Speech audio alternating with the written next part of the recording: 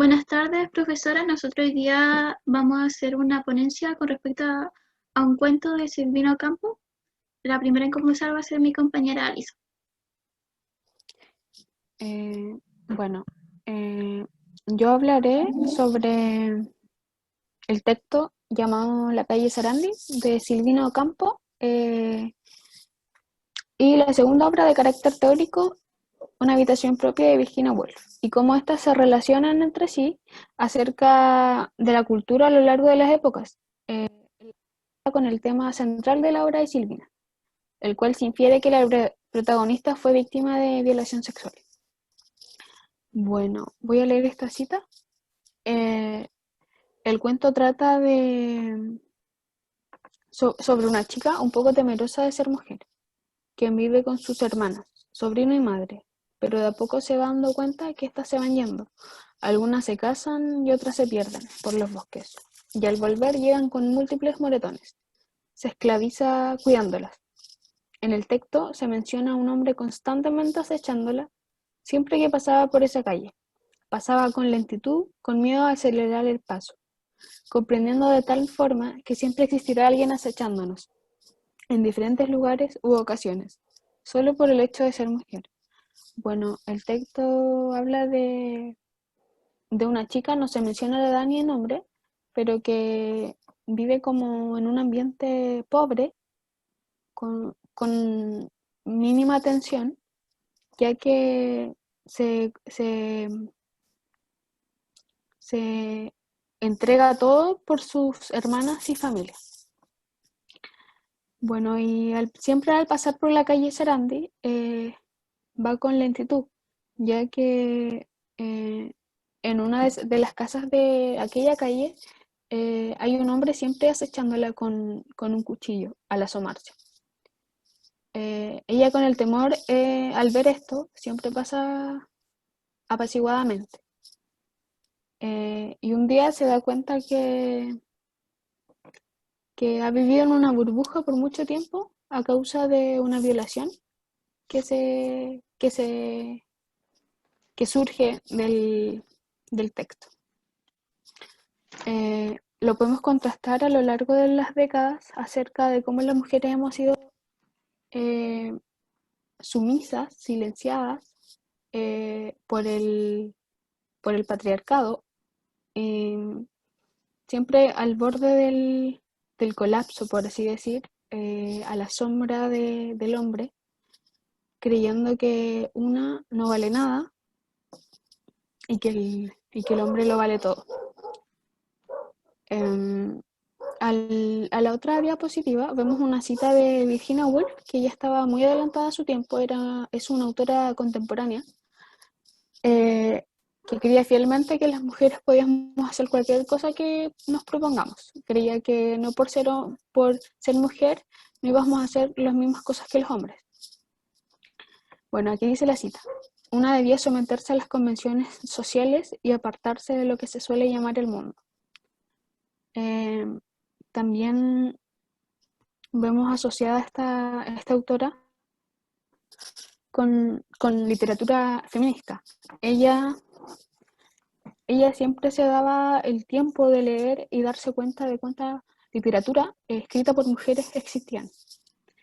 Y ella en su texto, en el capítulo 4, habla de la época isabelina y cómo esta época nos afectó tanto a nosotras, ya que nos restringían de una manera inexplicable, si se podría decir así, porque siempre estamos eh, escondidas en, en la sombra y cómo el esposo tomaba justicia, si se le puede llamar así, por sus propias manos al ver que su esposa no seguía con los estándares eh, establecidos en aquella época. Um, Podemos ver otra cita de Woolf que da mención a lo que comentaba antes acerca de que toda mujer puede hacer lo mismo que los hombres. Prosigo. Se da por descontado que en general las mujeres son muy tranquilas, pero las mujeres sienten lo mismo que los hombres. Necesitan ejercitar sus facultades y disponer de terreno para sus esfuerzos. lo mismo que sus hermanos. Sufren de las restricciones demasiado rígidas, de un estancamiento demasiado absoluto, exactamente igual que sufrirían los hombres en tales circunstancias. Bueno, ahí vemos lo que pensaba la Virginia Woolf. Ella creía realmente que ella cambiaría todo ese sistema. En mi opinión, creo que aún falta mucho, que nos cuesta todavía, o sea, no nos cuesta a nosotras, sino que nos cuesta que la sociedad nos comprenda, que acepte todo. Bueno, esperemos que ese día llegue y que sea pronto. Bueno, prosiguiendo con la obra de Silvina Ocampo, al pasar el texto, la narración, vemos que el texto menciona una, una, un enunciado, o si se puede decir así, un párrafo que da cuenta cómo sucedió o cómo se infiere la violación causada a la muchacha. La voy a leer ahora.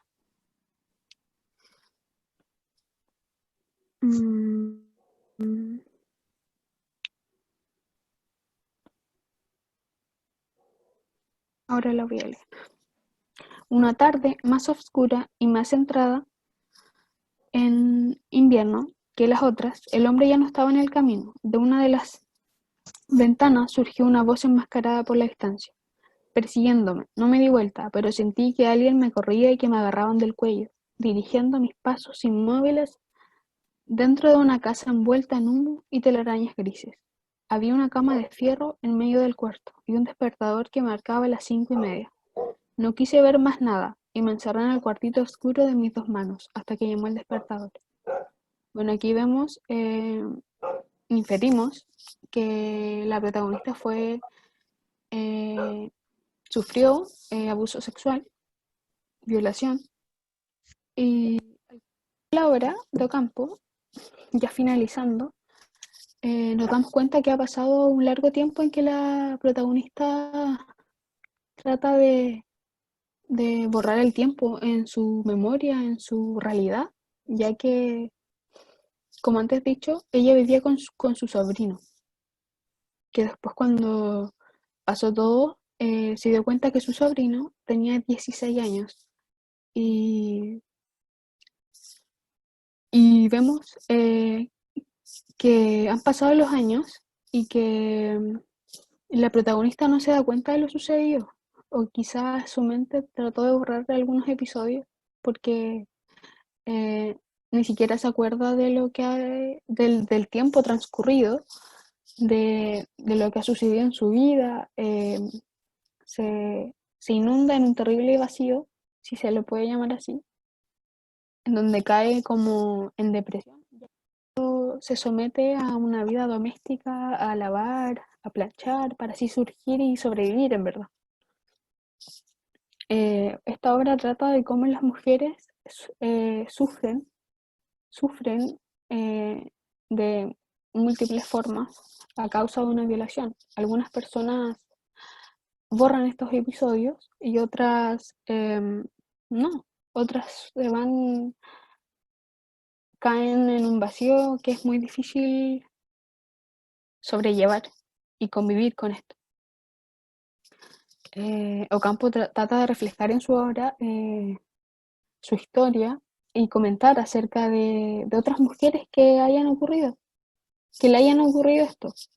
Trata de demostrar lo que hemos pasado y lo que lastimosamente estamos expuestas a pasar, ya que siempre tenemos miedos al salir a la calle o al salir de noche o a todo eso.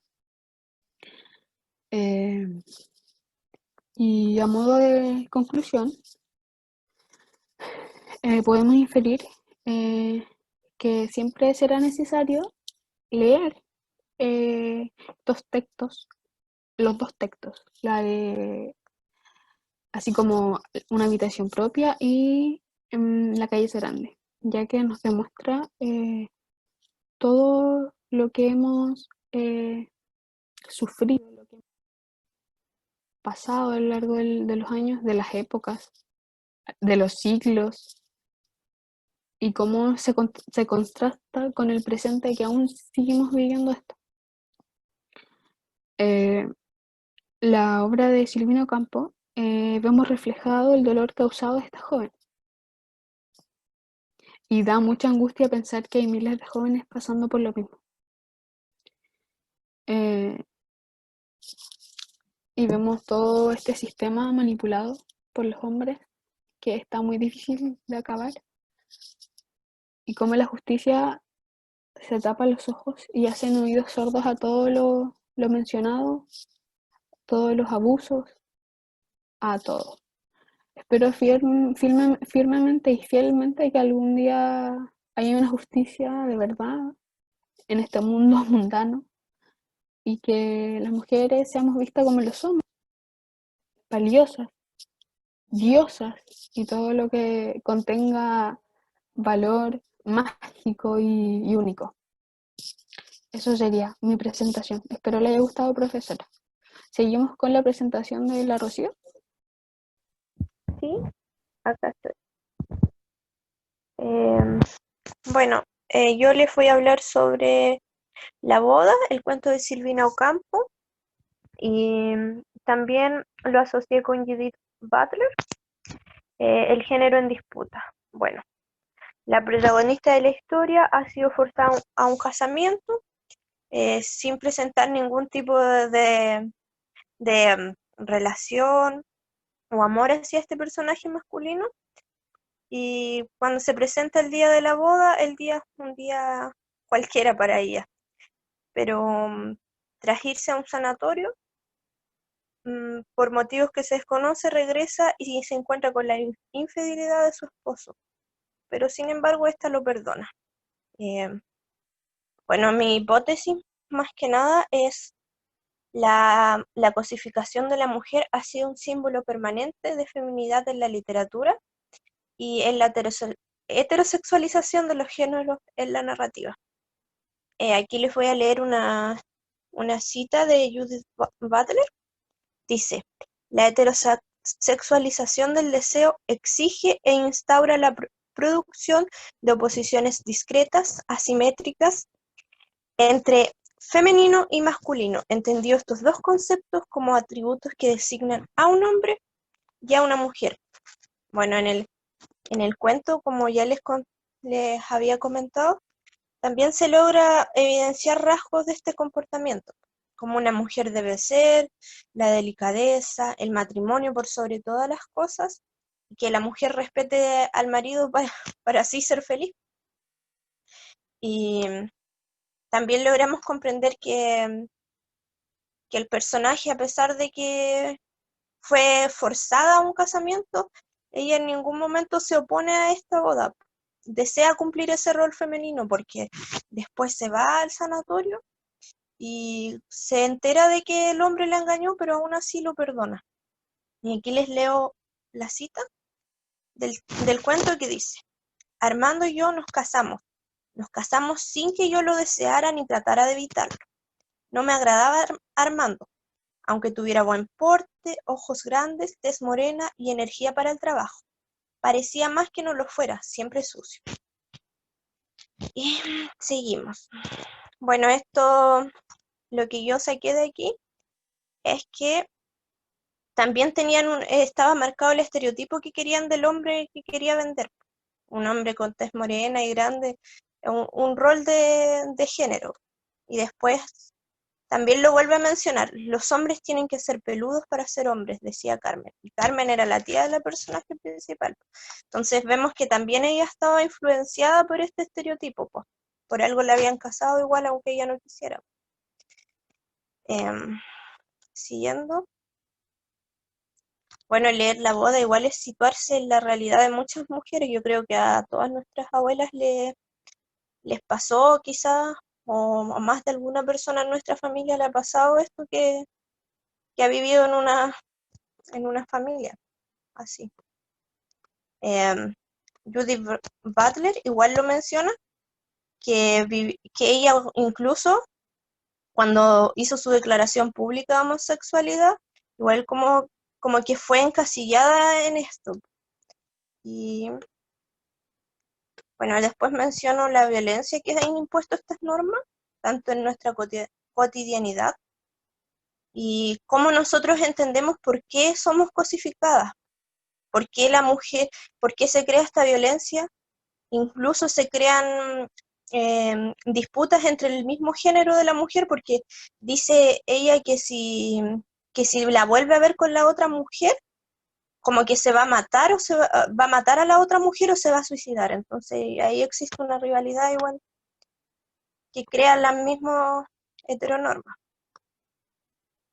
Y em, para ir finalizando ya a modo de conclusión, la heterosexualización siempre ha estado presente en la narrativa y en los patrones de feminidad, según los géneros, pero también, y gracias a estas dos autoras, que son Silvina Ocampo y Judith Butler, no sé cómo se pronuncia en realidad, hemos logrado también visibilizar esta realidad, pues darnos cuenta de lo que está pasando en nuestro entorno. Y eso más que nada. Bueno, ahora sigue nuestra compañera Javiera.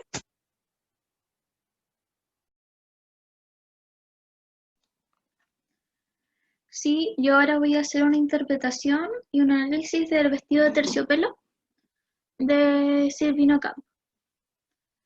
En primer lugar, un breve resumen que trata sobre que este texto está narrado desde la perspectiva de una niña de 8 años, la cual acompaña a su amiga modista Casilda a la capital, a la casa de la señora Cornelia Catalpina, para que se probara un vestido de terciopelo, el cual era negro y llevaba un bordado de dragón de lentejuelas. Al probárselo, y mientras Casita le hacía los últimos arreglos a su vestido, Cornelia comienza a respirar con dificultad, a tal punto de morir ahogada en el propio vestido. Murió probándoselo. Ya, ahora un poco sobre mi hipótesis que hice con respecto a este cuento. Yo voy a basarlo con respecto a la escritora Judith Butler también, y de cómo este estereotipo de feminidad se ve presentado en los personajes de la obra. Por ejemplo, es también importante destacar que algo común en las obras de Ocampo es la utilización de personajes femeninos y la presencia de niñas como narradoras o protagonistas. O sea, ya del comienzo del cuento también se remarca la distinción entre los personajes a través de sus clases sociales, remarcándose por medio del espacio físico donde viven. Por ejemplo, realzan que la señora vive en la capital de Buenos Aires, mientras que la modista con la niña vive en las afueras de la ciudad, en la periferia. También la idea de que la señora Cornelia, una mujer de clase alta, ahogándose a tal punto de morir en este vestido de terciopelo, puede representar una forma de condena que termina personificando el propio vestido. Casi da el claro estereotipo femenino de mujer adinerada, rodeada de elementos o objetos que remarcan esta feminidad, los cuales se nos hace visible a través de la narradora infantil, ya que ella nos hace destacar los espejos dorados en toda la habitación, el perfume de la mujer y el vestido de terciopelo. También se me hace importante destacar que la narradora, hacia una niña, nos da una perspectiva inocente e incompleta en el transcurso de la historia, ya que se mantiene contando lo sucedido, pero hace dudar al lector si es que ella verdaderamente entiende lo que está pasando, porque en ningún momento se le refleja ningún sentimiento respuesta frente a la tragedia que observa, que al final es la muerte de una persona. En cambio, la niña utiliza este enunciado, qué risa, la cual expresa en determinados momentos del cuento. Este enunciado puede marcar como la ironía de la narrativa de la historia al mezclar este humor de alguna manera inocente frente a las tragedias que se nos van mostrando en la obra. Aquí tengo una cita que, por ejemplo, que la autora Carolina Suárez escribe que la autora cuestiona y derriba el paradigma patriarcal mediante una desconstrucción sistemática del estereotipo femenino e igualmente somete la visión adultocéntrica del mundo a una profunda revisión en la que revela la infancia como un dominio fantástico por explorar. O sea que esto igual puede ser la idea de que la narradora sea una niña. A través de esta sociedad falocrática que se menciona, se puede destacar este estereotipo femenino que encontramos en la obra. Ahora también quiero explicar como qué entendemos por estereotipo de feminidad. Aquí es donde cito a Judith Butler, la cual menciona eh, la cual sostiene que el sexo y el género son construcciones sociales. Como un fenómeno variable y contextual, el género no designa a un ser sustantivo, sino a un punto de unión relativo entre conjuntos de relaciones culturales y históricas específicas. O sea, por lo cual podemos entender que es la misma sociedad la cual permitió la creación de estereotipos de masculinidad y feminidad, y que basándose en la reiteración de las ideas, pues, prácticamente también se pueden desconstruir las mismas normas de sexo y género y con ello lo femenino y masculino. Ahora, la concepción de mujer de Ocampo puede ser también un reflejo de su vida. Ella, más que nada en sus escritos, siempre mantiene ese personaje de familia acomodada, pero igualmente retrata el otro lado, la idea de la mujer marginal, mayormente modistas, costureras. El tema de la ropa, de los textiles, es siempre algo destacado en su narrativa.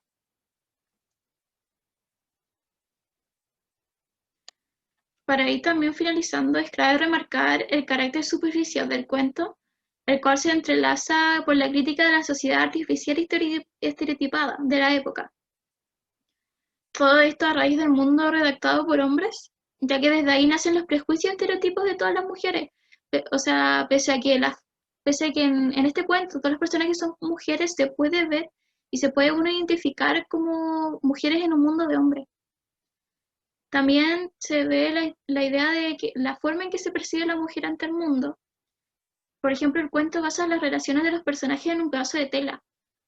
Aquí Cornelia experimenta la contradicción entre el gusto por acatar la norma para transformarse en sí una mujer deseable y al mismo tiempo el peso que ello significa, puesto que tanto la norma como el vestido la asfixian. Esto puede ser una interpretación de cómo el vestido y la norma de lo que es ser mujer termina asfixiando a la señora Cornelia. Esta cita hace alusión a la presión social y en un sentido machista que el propio vestido lujoso de terciopelo le genera a la señora Cornelia. Para concluir, los personajes son reflejo de una orden social, donde las normas de su género, refiriéndonos al concepto de género de la época, las clasifican y las sitúan en un determinado papel para cumplir en la sociedad. El vestido de terciopelo se convierte en el protagonista del cuento, designando este orden social a través de su relación con los personajes. El final abre paso a una forma de desconstrucción, tanto de estereotipos como de una desconstrucción de género. Y ahí sería mi presentación. Chutri. Bueno, para proseguir, ahora iniciaremos la etapa de rondas de preguntas. La primera pregunta va dirigida hacia mis compañeras y para mí.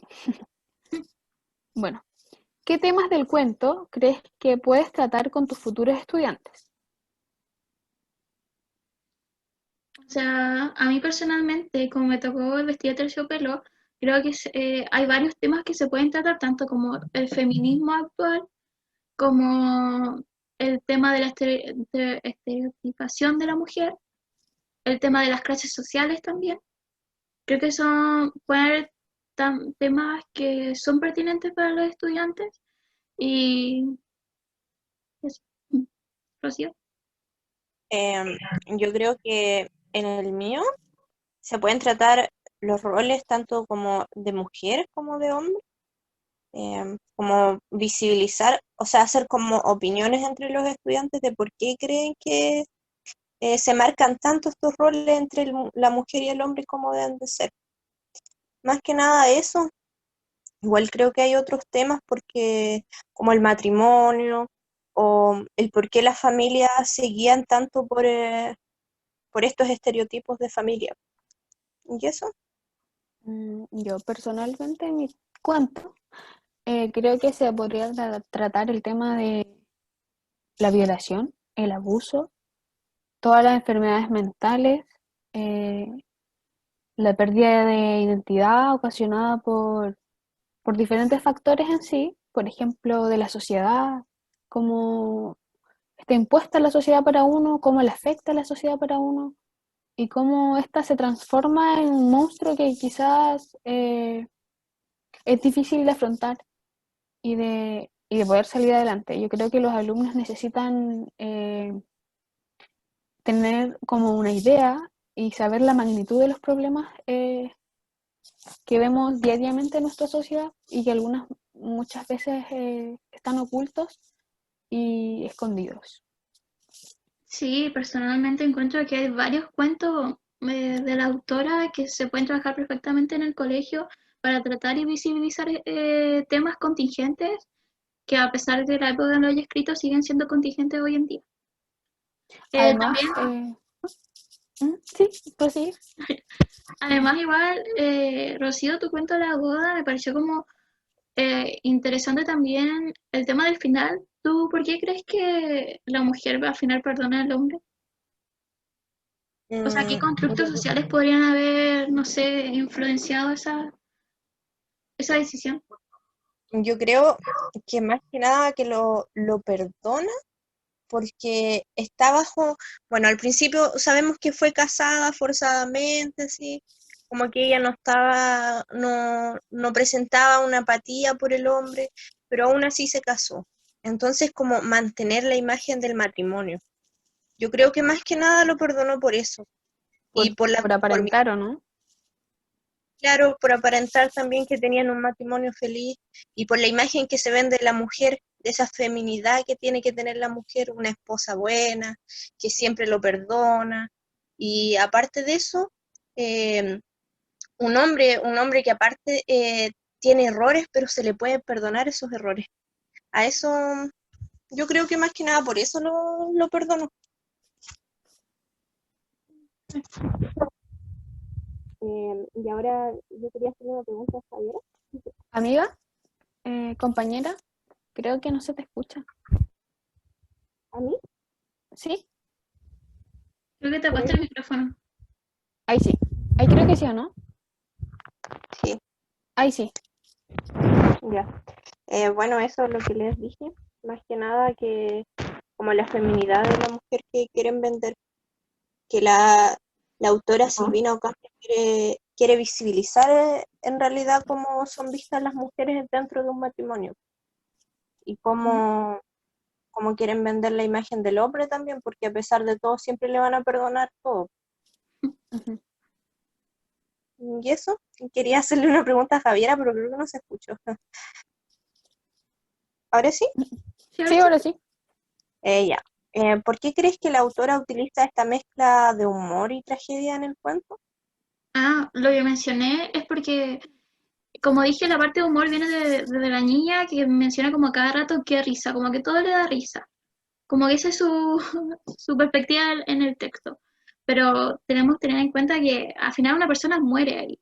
O ella presencia la muerte de una persona y aún así ella dice qué risa. Creo que la forma o la posibilidad de que la autora usó este recurso más que nada como para resaltar la ironía tal vez de la sociedad o desde la perspectiva de la niña, de cómo este estereotipo de feminidad, de mujer de clase alta, se va al final, ¿cómo se dice? Desconstruyendo y al final muriendo. Es como más que nada la ironía. Igual la autora en muchos de sus textos utiliza este recurso como de mezcla de humor, tragedia, como para resaltar y confundir también al lector. Ujú. Mm. Y también, Pero Ali, recuerdo que como que mencionabas que en una parte de tu ponencia la pérdida de identidad, como del, pero ¿podrías como desarrollarlo? Sí, bueno, en el texto se menciona, en la última parte se menciona, bueno, en verdad se infiere que la protagonista se pierde en un trance del tiempo no sabe el tiempo transcurrido desde el momento de la violación hasta el momento cuando ya es anciana, si se podría decir así. En el texto se menciona una cita en la que ella habla acerca de sus canas y de cómo todavía recuerda. En esa cita especialmente me impactó mucho, ya que ahí uno puede inferir y se dio cuenta que, que ha pasado tiempo y que aún persigue, aún está el dolor intacto, que aún la protagonista, por todo lo ocurrido, eh, por todo lo que le ha sucedido, se pierde y solo se dedica a poder sobrevivir y, y eso, más que nada. Y ahora Claro, querías... ¿Cómo? no, perdón, claro, como que también lo que entendí es que en el texto como que, si bien no sé si hay como un juego entre los tiempos, también hace como, Ujú. Sí, también ese puede ser como, contraste. sí, pues, también hace como referencia a esa pérdida de identidad del Sí, personaje al no saber en qué momento está o, está, sí. claro. Ujú. Bueno, otra pregunta. ¿Por qué creen que la autora actualmente es una escritora influyente? Rocío. Mm, bueno, yo creo que para su tiempo la autora fue influyente y bueno, ahora igual sigue marcando, por algo nosotros lo leímos, porque bueno, en específico yo no conocía a la autora, pero como leerla fue como abrirme a esta realidad y realmente cuestionarme los roles del género que tenemos, tanto como en la narrativa como en nuestra vida cotidiana. Entonces, yo creo que más que nada por eso es una autora influyente, porque supo cómo llegar al público y cómo hacer el cambio dentro de nosotros. Yo, en mi opinión, creo que es un escritor influyente, ya que igual trata estos temas súper a veces ocultos en la literatura. Personalmente, y como igual a Rocío, no conocía a esta autora, pero me pareció una autora súper súper buena, ya que tiene temas muy mm, notorios en la realidad, si se podría decir así. Temas existentes, presentes en todo momento, pero que aún así en la literatura muchas veces cuesta encontrar. Claro, igual lo que dicen mis compañeras, también yo tampoco conocía a la escritora hasta este año y también creo que se ve como en la actualidad su importancia viene del feminismo actual o de la cultura actual, pensando que sus escritos están desde 1940, 1959, los cuentos que leímos, creo. Entonces, como igual en ese periodo estábamos recién, o sea, el mundo estaba recién entrando en una segunda ola del feminismo. Madame de Beauvoir recién estaba comenzando, escribiendo. Eh, Simone de Beauvoir. Y creo que la importancia que toma ahora es de cómo desde hace tanto tiempo estos temas ya se hablaban. Y que ahora podamos desarrollar, analizarlo y seguir viéndolo en la actualidad, creo que es importante. También tengo entendido que la autora en su época no fue muy apoyada públicamente con respecto a sus escritos porque no muchos entendían lo que quería transmitir. Y también obviamente porque nuevamente estaba opacada por grandes escritores como su esposo o Borges, que era uno Sí, de sus amigos más cercanos, tengo entendido. Entonces creo que la autora, a pesar de todo, a pesar de su educación, a pesar de la vida que De tuvo, ser, sí, po, de tener todo y aún así estatus transmitir los económico. mensajes de las otras mujeres sí. segregadas por la sociedad. Ujú. Y creo que esto igual se ve como en el tema de que por qué utiliza tantos principales personajes femeninos. Ujú. Porque lo Sí, suyo igual son, exactamente. por ejemplo, ustedes, de sus cuentos, las dos protagonistas que recibieron son mujeres, en el mío igual, Son todos los mujeres. personajes son mujeres. Pero, no sé, me Yo parece. creo que trata como expresar a todas las fases que estamos expuestas las mujeres y de cómo ella lo veía en su tiempo. Quizás no en su realidad, pero las demás realidades, pues. Igual como leer como esos cuentos, por ejemplo el mío, el de la boda, quizás como que yo me situé en la situación que pueden haber vivido mis abuelos o incluso mujeres de ahora, entonces es como que uno hace la referencia de que algo tan antiguo también está pasando ahora en la actualidad. Ujú, sí. Y Más que también, nada. o sea, perdón, había como rumores, me acuerdo, que leí de que su esposo le fue infiel a ella y que pese a eso ya nunca se divorciaron, siempre estuvieron casados. Incluso ella crió un hijo de otra mujer. Oh, qué Entonces, fuerte. retratar igual experiencias así. Ujú.